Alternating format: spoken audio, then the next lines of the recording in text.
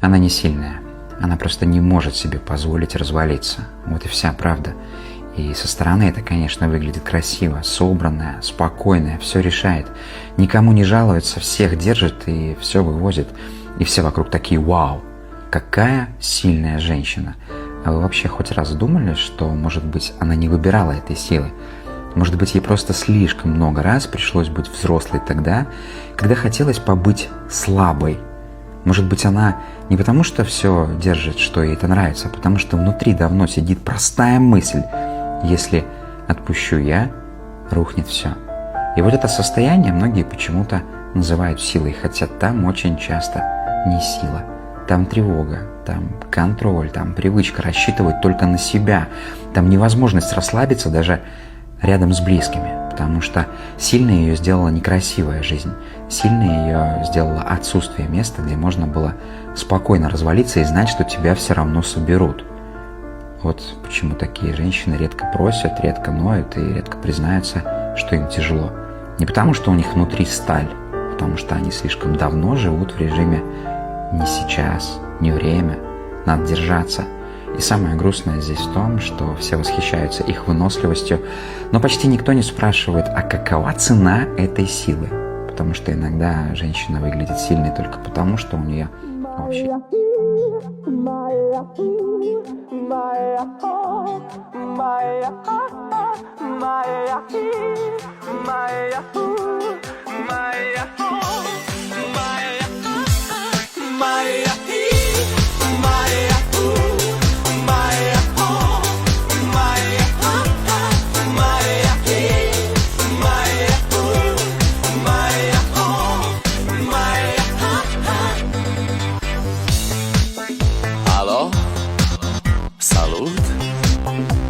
Eu un haiduc și te rog, iubirea mea, primește fericirea.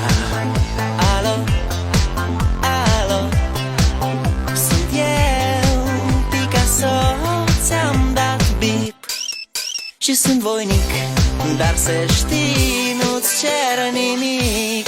Vrei să pleci, dar numai ei, numai ei, numai ei, chipul tău și dragostea din tei mi-amintesc de ochii tăi, ei.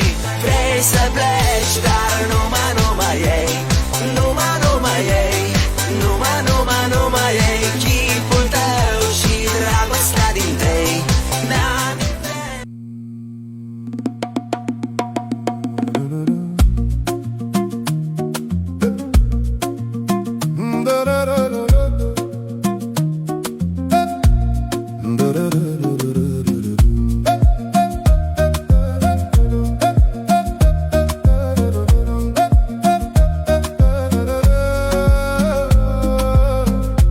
În amurgul cald de vară stau pe drum și nu spun nimic.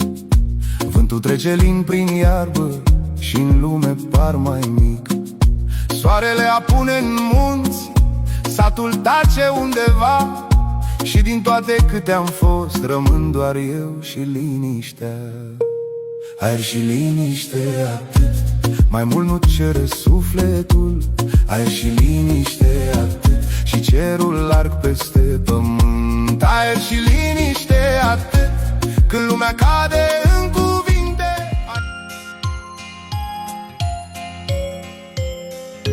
Îmi șoptește inima, inima, inima, simte că e aproape primăvara.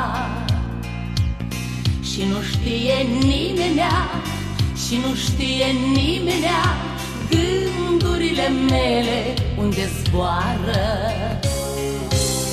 Se trezesc câmpiile, cântă ciocârlile, nu oprește nimeni primăvara.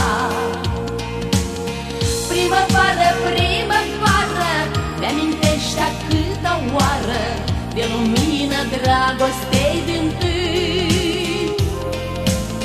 Primăvară, primăvară, mi-amintește a câta oară de lumină dragostei din-tâi. Trec în goană clipele, clipele, clipele, multe flori de atunci se scuturară. Ne-au crescut aripele, ne-au crescut aripele și ne-am rătăcit în lumea mare. Se trezeau câmpile. Je viens te chercher. Je savais que tu m'entendais. Je savais que l'un ne pourrait se passer l'un de l'autre longtemps. Je viens te chercher. Je n'ai pas tellement changé.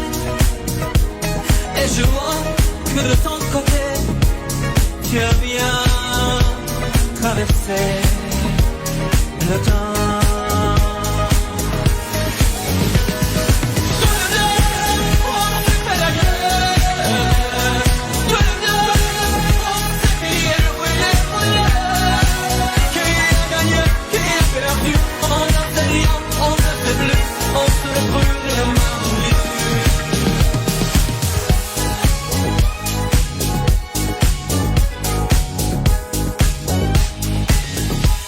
Je reviens te chercher,